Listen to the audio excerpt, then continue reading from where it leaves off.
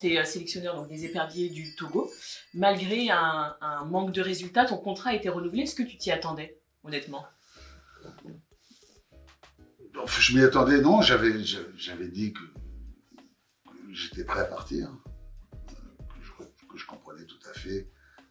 C'est un manque de résultats, mais tout est relatif. C'est-à-dire qu'on fait un travail énorme. Il a fallu changer quasiment une équipe, une génération.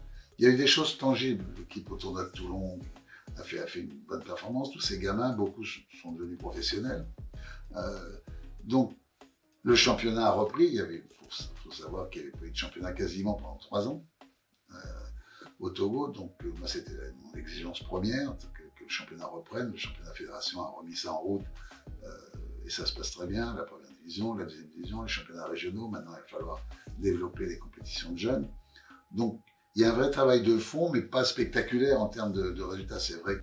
Et après un tel parcours, qu'est-ce qui te motive encore? Moi, le bonheur d'être sur un terrain et diriger tactiquement une équipe. C'est-à-dire que le jour où je serais plus content, vraiment, le matin, de partir diriger une séance d'entraînement, de replacer tactiquement les joueurs, travailler dans les intervalles, créer des espaces, essayer de réfléchir à l'adversaire, présenter aux joueurs ce que je prends de l'équipe adversaire. Le jour où j'aurais plus cette passion-là, j'arrête tout de suite. Pour faire quoi? Pour écrire, je suis en train d'écrire un bouquin avec l'ambassadeur de France au Togo. On est en train d'écrire un livre à 4 mains. Je pense que ça va être une très très belle aventure. Et puis me promener, découvrir, visiter des choses que j'ai pas eu le temps de voir. Alors, si tu avais un seul conseil à donner à un sélectionneur qui aimerait tenter l'aventure sur le continent africain, tu lui dirais quoi?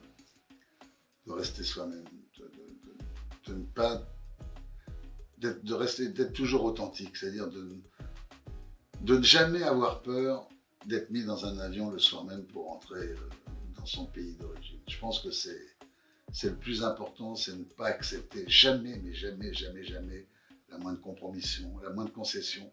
S'appuyer, parce que tout seul on n'est rien dans ce métier, s'appuyer sur son staff, parce que les staffs sont tellement importants dans la vie d'un sélectionneur. On voit toujours l'éclairage des données sur celui qui dirige, mais moi j'ai eu la chance vraiment tout le temps d'avoir des staffs extraordinaires. D'ailleurs, depuis le début, tous mes adjoints, tous sans aucune exception, sont devenus numéro 1. Tous sont devenus sélectionneurs. C'est une immense fierté pour moi.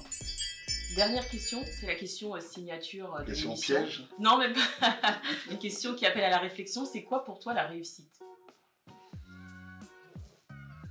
La réussite, je pense qu'il y a une phrase qui situe très bien ma philosophie de vie, c'est Madame de Staël, qui dit la gloire est le deuil éclatant du bonheur. C'est la quête que j'ai eue toute ma vie, à savoir que moi j'ai toujours cherché le bonheur, et la gloire, je m'en fous un peu.